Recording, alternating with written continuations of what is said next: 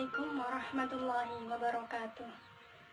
Saya Mutiaratus Solihah, mahasiswa Stibnu Al-Hikmah Mojokerto, Prodi PGMI semester 4. Saya akan menjelaskan tentang konsep seni.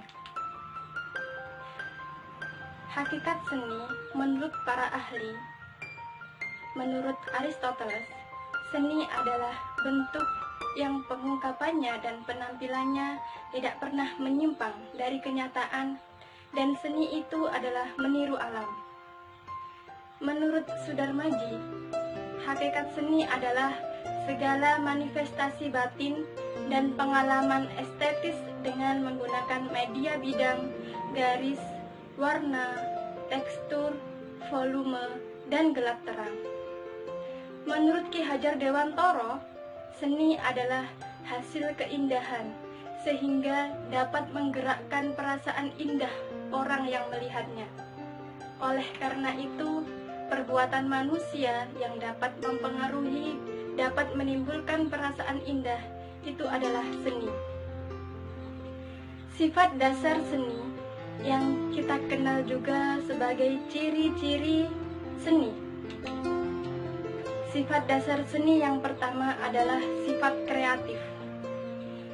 Dimaksudkan bahwa seni merupakan rangkaian kegiatan manusia yang selalu menciptakan realitas baru yang tadinya belum ada atau belum pernah muncul dalam gagasan seseorang. Contoh, seorang pemusik menciptakan musik eksperimental dengan alat musik tradisional, misalnya gamelan Bali. Contoh yang lain, seorang pelukis menciptakan lukisan di atas pasir, dan sebagainya. Ciri kedua dari sifat seni adalah individualitas. Hal ini dimaksudkan bahwa karya seni yang diciptakan oleh seorang seniman merupakan karya yang berciri personal, subjektif, dan individual. Seniman berperan sebagai konseptor sekaligus sebagai pembuat karya atau pelaku. Sifat individualitas tercermin dari gaya mengekspresikannya yang khas. Contohnya, lagu yang diciptakan Iwan Fals berbeda dengan lagu yang diciptakan oleh Ebit G. Ade. Contoh yang lain, karya puisi Chairil Anwar terbaca dan terdengar berbeda dari karya puisi W.S. Rendra. Sifat dasar seni yang ketiga adalah memiliki nilai ekspresi atau perasaan. Artinya, seniman dalam mengapresiasi dan menilai suatu karya seni harus menggunakan perasaan estetis. Demikian juga dalam mengekspresikan perasaan estetisnya ke dalam karya seninya. Lalu, penikmat seni menghayati dan mengapresiasi karya tersebut dengan perasaannya. Contoh, karya lukis Affandi menampilkan gejolak perasaan dan emosi yang kuat, bebas, spontan, dan membangkitkan kesan yang mendalam pada diri si pengamat. Ciri keempat dari sifat seni adalah keabadian. Artinya, seni dapat hidup sepanjang masa. Konsep karya seni seorang seniman dan diapresiasi oleh masyarakat tidak dapat ditarik kembali atau dihapuskan oleh waktu. Contohnya, lagu Indonesia Raya, ciptaan W.R. Supratman, sampai saat ini masih tetap abadi dan diapresiasi masyarakat, walaupun beliaunya sudah wafat. Sifat dasar yang kelima adalah semesta atau universal. Artinya, karya seni yang berkembang di seluruh dunia dengan beragam fungsi serta wujudnya sesuai dengan perkembangan masyarakat. Contohnya, desain mode pakaian terus berkembang sesuai tren. Mode pakaian berubah mengikuti gaya hidup masyarakat.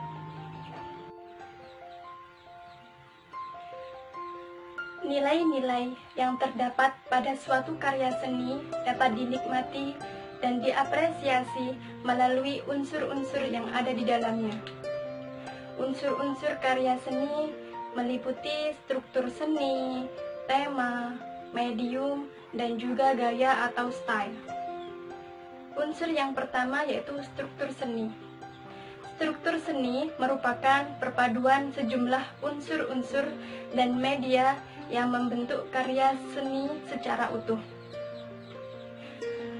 Struktur seni pada seni rupa meliputi titik, garis, bentuk, warna, dan lain-lain.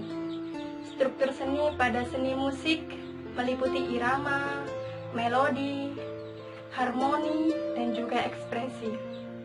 Struktur seni pada seni tari meliputi gerak, ruang, dan waktu. Unsur yang kedua yaitu tema. Tema merupakan ide pokok yang dipersoalkan dalam karya seni. Tema dapat berhubungan dengan nilai estetis atau nilai kehidupan, misalnya objek alam, alam kebendaan, suasana, dan juga metafora. Unsur karya seni yang ketiga yaitu medium. Medium adalah sarana yang digunakan untuk mewujudkan gagasan menjadi suatu karya melalui pemanfaatan material dan keterampilan teknik. Pada seni rupa, mediumnya berupa karya 2 dimensi, karya 3 dimensi, dan dimensi baru. Pada seni tari, mediumnya berupa gerakan anggota badan penari. Unsur karya seni yang keempat yaitu gaya atau style. Dalam karya seni, gaya atau style merupakan ciri kepribadian atau gaya personal yang khas dari seniman. Contoh dalam seni lukis dikenal aliran naturalis, ekspresionis, kubisme, dan sebagainya. Dalam seni batik dikenal batik gaya Yogyakarta, batik Cirebon, ada juga batik Madura. Kita jumpai juga dalam seni musik, ada gaya musik klasik, ada gaya musik modern, dan lain sebagainya. Fungsi dan kedudukan seni di masyarakat. Sudarsono mengemukakan bahwa fungsi utama pertunjukan ada 3. Fungsi dalam masyarakat tradisional yaitu fungsi sebagai ritual atau pemujaan. Yang kedua sebagai tuntunan, dan yang ketiga sebagai tontonan. Yang pertama sebagai ritual atau pemujaan, saat ini kita masih dapat menjumpai jejak-jejak seni yang berperan sebagai ritual atau pemujaan. Misalnya tari barong pada upacara di Bali. Yang kedua sebagai tuntunan. Contoh, seorang dalang harus mampu memerankan tokoh yang ada dalam kotak wayangnya dan membawakan diri dengan memilah tokoh simbol angkara murka dan simbol kebaikan. Fungsi yang ketiga yaitu sebagai tontonan. Seni yang mampu memberi kesenangan pada seseorang atau kelompok yang di sekitar pertunjukan. Fungsi dan kedudukan seni dalam masyarakat modern. Fungsi seni dalam masyarakat modern berperan sebagai ekspresi diri. Yang kedua, berperan dalam dunia pendidikan. Yang ketiga, di bidang industri. Yang keempat, seni juga berperan sebagai terapi. Dan yang kelima, seni juga berfungsi sebagai komersial. Yang pertama, seni sebagai ekspresi diri. Contohnya, seni instalasi, happening art, dan sejenisnya. Yang kedua, seni dalam dunia pendidikan untuk mewujudkan tujuan membentuk budi pekerti seseorang. Yang ketiga, dalam dunia industri, di bidang industri, misalnya sebuah lagu dibuat untuk kepentingan iklan produk tertentu. Yang keempat, seni juga bisa berfungsi sebagai terapi, digunakan secara khusus untuk memberikan ketenangan batin seseorang yang sedang mengalami gangguan secara psikis. Yang kelima, fungsi seni sebagai komersial, sebagai alat mendatangkan keuntungan. Contohnya di dunia entertain.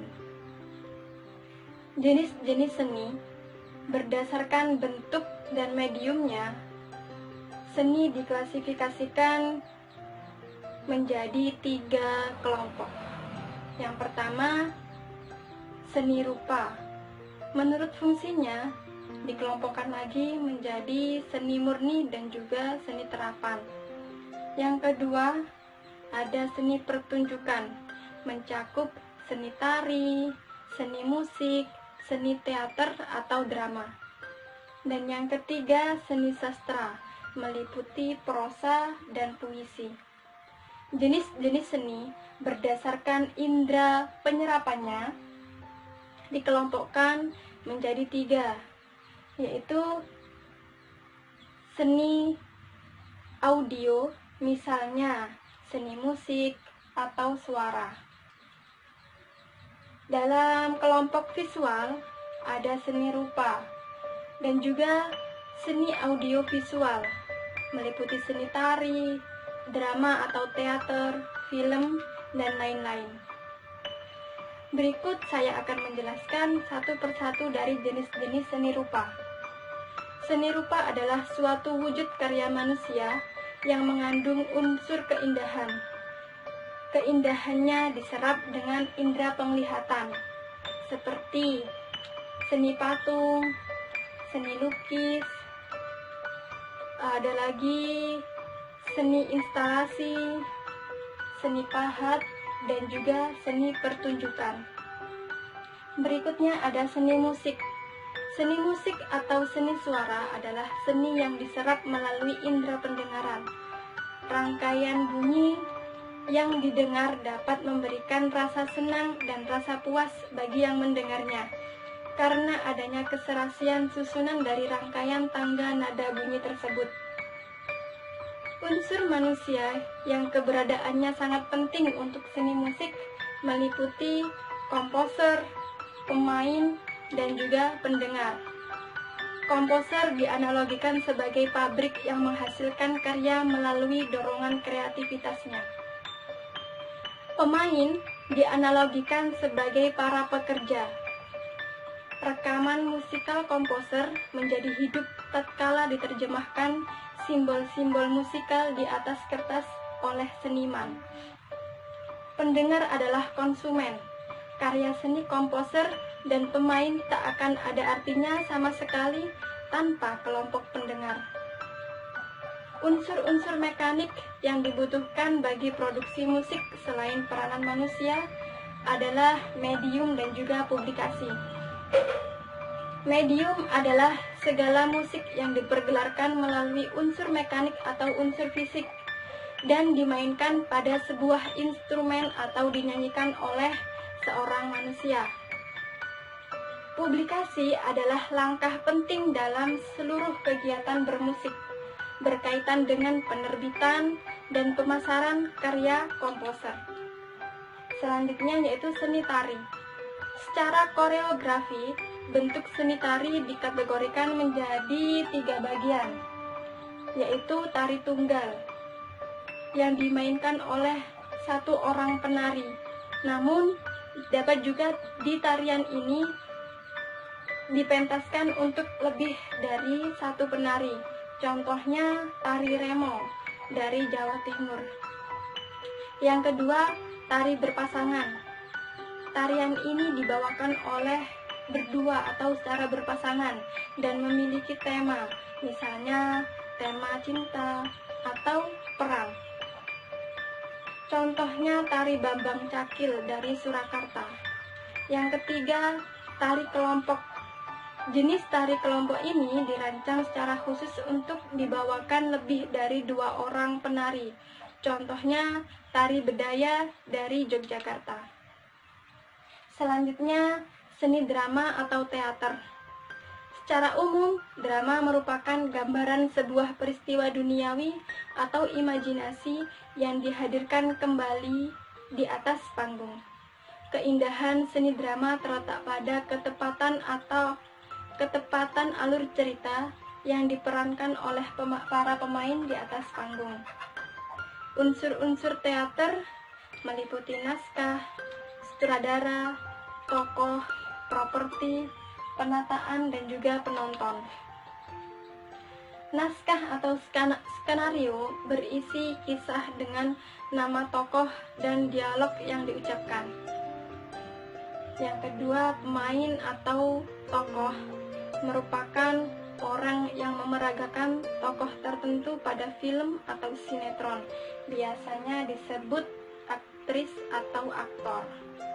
Yang ketiga, sutradara merupakan orang yang memimpin dan mengatur sebuah teknik pembuatan atau pementasan drama atau teater atau film atau juga sinetron. Yang keempat, properti. Properti ini merupakan sebuah perlengkapan yang diperlukan dalam pementasan drama atau film atau teater. Contohnya kursi, meja, hiasan ruang, dekorasi, dan lain-lain. Selanjutnya yaitu penataan. Penataan meliputi tata rias, tata busana, tata suara, tata lampu, dan sebagainya. Yang terakhir yaitu penonton. Penonton adalah unsur dalam pementasan drama atau teater atau film karena sebagai saksi dari hasil akhir kerabat kerja. Yang selanjutnya yaitu seni sastra.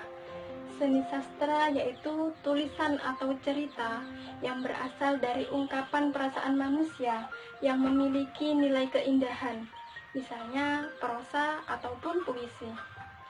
Sekian penjelasan dari saya, semoga bermanfaat dan mohon maaf atas segala kekurangan.